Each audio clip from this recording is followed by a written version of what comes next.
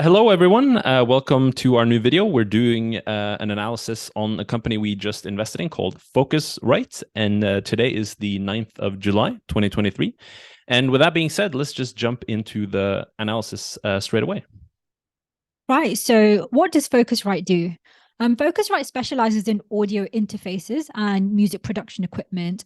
And an audio interface here is basically a device that connects your computer or recording equipment to various audio sources. So things like microphones, instruments, and speakers.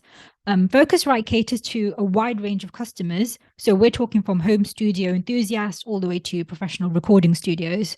Their products are known for their exceptional sound quality, their reliability, and their user-friendly interfaces. And as such, their brand is seen as trusted and recognized in the music industry. And over here, you can see a picture with an example of Focusrite's offerings, just so you can see an idea of the sort of products that they have. Okay, so let's move on to why we invested in Focusrite. So we used our investing system to analyze the company, and we have talked about our investing system in previous videos, so you can go look at them if you want a more detailed explanation. But in essence, we go through a checklist of questions that are based on the company's financial history, and we determine if it's a quality company. And based on our checklist, we believe that Focusrite is indeed a quality company. And below, we will cover some of the points from our checklist, but not all of them, because that's kind of our intellectual property, and we don't want to share all the details of the system.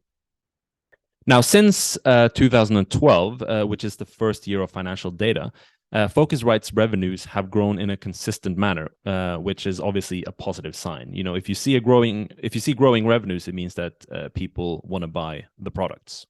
Now, net income has done the same, apart from a big dip during 2020, which we can forgive since it was during COVID.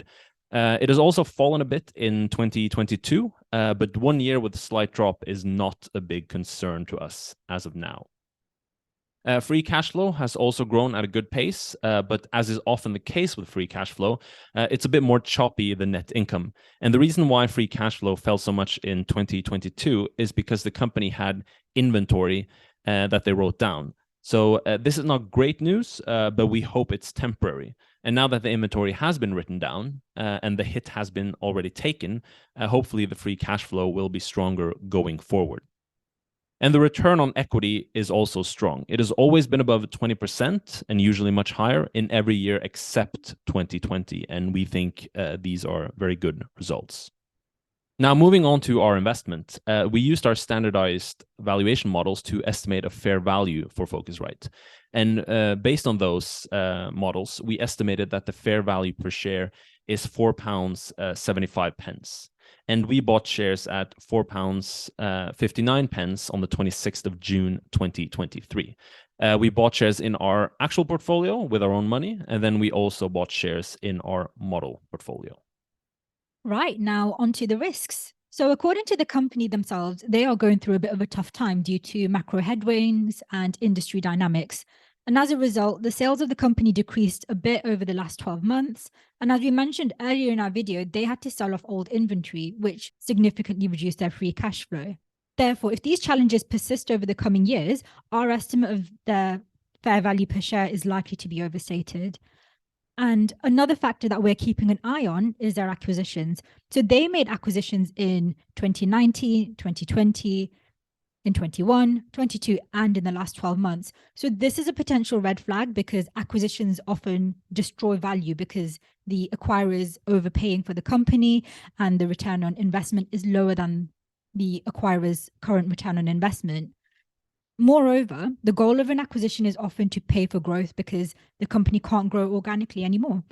Or the goal is simply to grow as large as possible to feed the ego of the people in charge. We will therefore keep an eye on Focusrite's acquisitions just to see that they're not hurting the company's financials. But on a positive note, they haven't diluted their shares so far. They've not taken on a lot of debt, and the return on equity and the margins have not taken a dive. So this, to us, might suggest that the acquisitions have actually been good for Focusrite. And that brings us to the end of our analysis on Focusrite. We hope you enjoyed our video and let us know what you think in the comments. And thanks again. Bye-bye.